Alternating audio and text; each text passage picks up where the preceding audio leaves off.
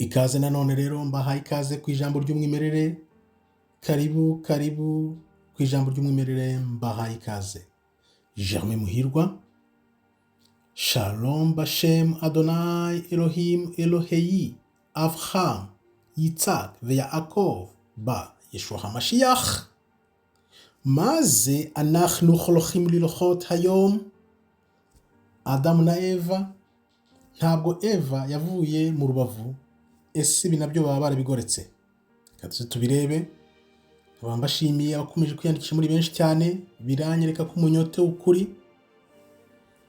kandi ni iby'agaciro. Nkambabwiye nti kandaho like kugira ngo tuzamuke uku kuri kugere ku bantu benshi nk'uko mumaze kubimenyera.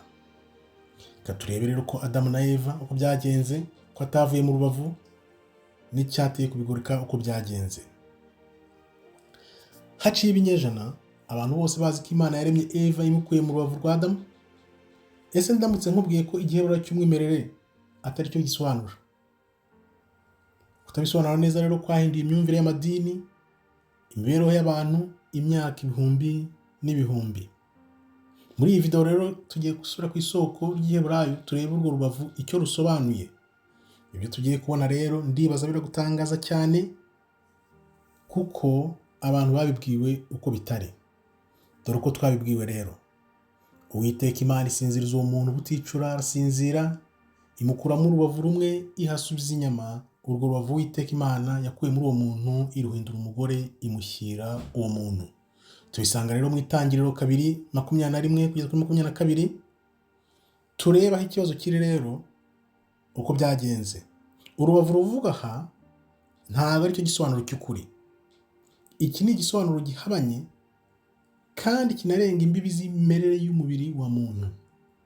Dusubiye inyuma gato rero ku Itangiriro 2:21 mu giheburayo, ijambo nyamukuru ryagendeweho ni tsera, yandikwa uvuye iburyo ugana ibumoso, na tsadi ifite tsere, lamed ifite kamatsi na ayin. Iri jambo rero rikaba rigaragara inshuro 40 mu isezerano rya kera. Inshuro imwe gusa nibwo rifite igisobanuro cy'urubavu. Ubundi iri jambo rivuga iki mu by'ukuri? Tsera ivuga uruhande rwose, nk'uruhande rw'inzu, uruhande rw'ubwato cyangwa uruhande rw'umusozi.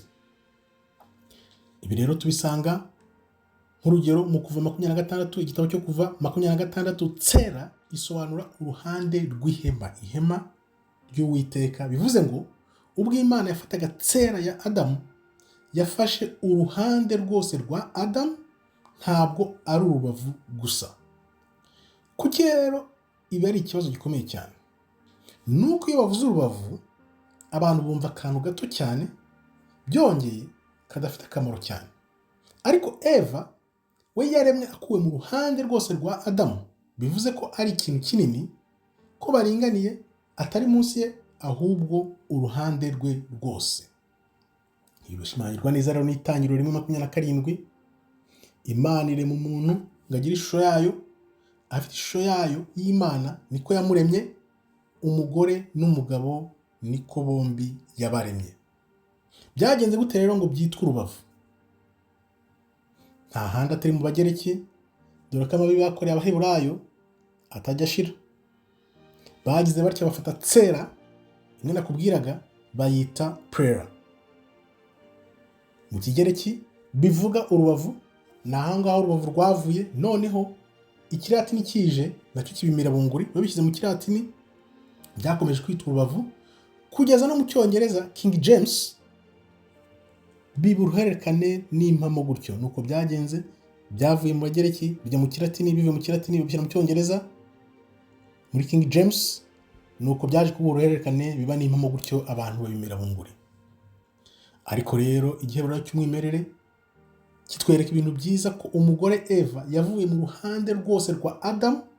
Ntiyavuye mu mutwe ngo amuyobore, ntiyavuye mu kirenge ngo amukandagire, yavuye mu ruhande rwe rwose ngo bareshye munsi y'ukuboko kwe, ngo amurinde iruhande rw'umutima we, ngo amukundwakaze. Ubu nibwo busabane Imana yagambiriye.